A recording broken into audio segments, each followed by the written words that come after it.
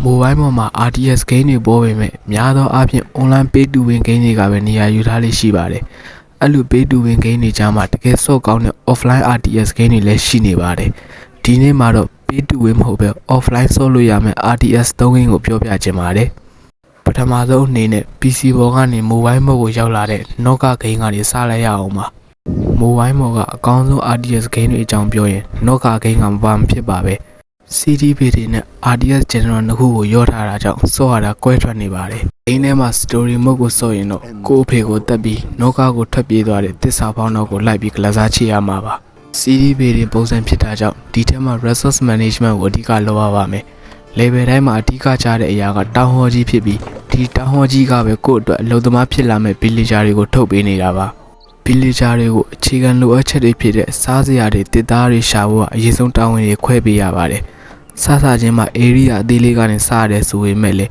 စကောက်တွေလွတ်ပြီးတော့နယ်မြေအသစ်တွေကို explore လုပ်ရမှာပါ။နယ်မြေတစ်ခုချင်းစီမှာလည်းစားစရာတွေအဓိကထွက်တဲ့နယ်မြေတင်းတဲ့ပစ္စည်းတွေအဓိကထွက်တဲ့နယ်မြေဆိုပြီးသူကနေသူရှိကြတာပေါ့။တစ်ခုသိထားရမှာကနယ်မြေတစ်ခုချင်းစီမှာဘေးရင်းတွေကိုအကန့်အသတ်နဲ့ပဲစောက်လို့ရပါတယ်။ဥပမာစားစရာထွက်တဲ့နယ်မြေမှာတခြားဘေးရင်းတွေစောက်ပြီးဘေးရင်း limit ပြစ်သွားတဲ့အခါနောက်ပိုင်းမှာစားစရာမလောက်ပဲဖြစ်သွားတတ်ပါတယ်။ဒါကြောင့်မို့လို့ကိုယ့်ရဲ့ management တစ်ခုချင်းစီတိုင်းကအရေးပါပြီးဂိမ်းရဲ့အနိုင်ရှုံးပုံမှာတက်ရောက်မှုရှိသွားမှာပါဒီလို resource တွေရှာရတာလေလေးမဖြစ်အောင်သုံးရတာတွေအပြင်ရန်သူမျိုးမျိုးရဲ့အန္တရာယ်ကိုခုခံမှုဟာ army တွေ train ပေးရတယ်လို့တစ်ဖက်က villager တွေရဲ့ happiness ကိုလည်းကြမသွားအောင်လုပ်ရပြန်ပါတယ်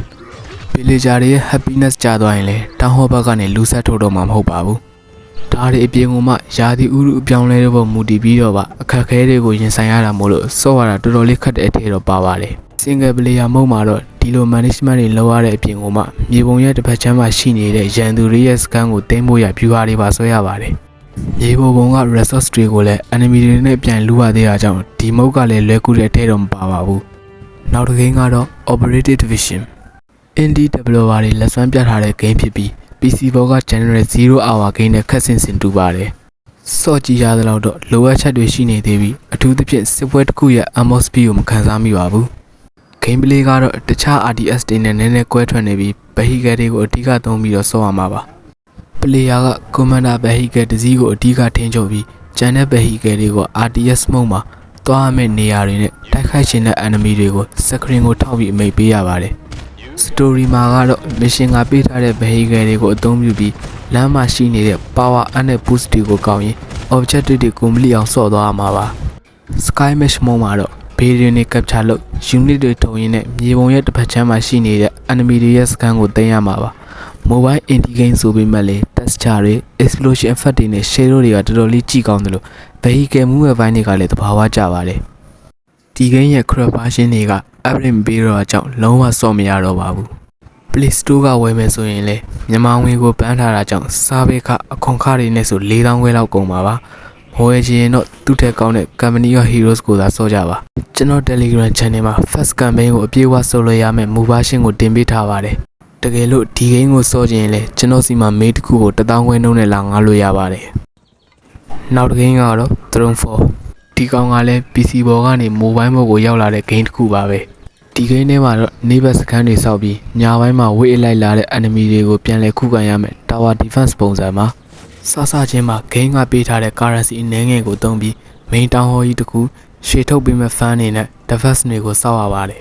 စခန်းကိုကိုယ်စိတ်ကြပြင်ဆင်ပြီးညပိုင်းအချိန်ကိုပြောင်းပြီးစခန်းကိုလာဖြတ်စီးမဲ့ enemy အမျိုးမျိုးကိုတိုက်ထုတ်ရပါတယ်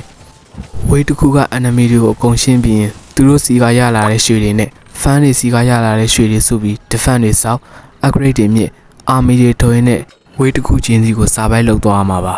အစာပိုင်းတွေမှာလွယ်ကူပေမဲ့လည်းနောက်ပိုင်းရောက်တဲ့အခါဗတ်ပေါင်းဆောင်ကလာမဲ့ enemy တွေကိုရင်ဆိုင်မှုရကိုစစ်သားတွေကိုနေရာချပုံနဲ့ defense တွေတိစောက်ထားတဲ့ကိုယ့်ရဲ့ strategy ကဂိမ်းရဲ့အနိုင်ရှုံးကိုသတ်မှတ်ပေးသွားမှာပါဂိမ်းရဲ့ low poly နဲ့ရိုးရှင်းတဲ့ minimalist art style ပေါင်းစပ်ထားတာကဂိမ်းရဲ့ visual တွေကိုထူးခြားသွားစေပြီး graphic လေးကိုကြည့်ကောင်းသွားစေပါတယ်ဂိမ်းရဲ့ site ကလည်း 200MB ကျော်ပဲရှိတဲ့အပြင်ကမှ offline မှာဆော့လို့ရတာကြောင့်ကြိုက်တဲ့အချိန်ကြိုက်တဲ့နေရာမှာဖုန်းကိုထုတ်ပြီးစော့ရုံပါပဲဂိမ်းရဲ့ free link ကိုမရှာတတ်ရင်ကျွန်တော်ရဲ့ Telegram channel မှာလာdownloadလို့ရပါတယ် TikTok မှာကြည့်နေရင် bio မှာ link ယူနိုင်ပြီး YouTube မှာဆိုရင်တော့ comment မှာချထားပေးပါမယ် You got it confirmed You got it No problem You got it. I'm on it. Ready, Commander.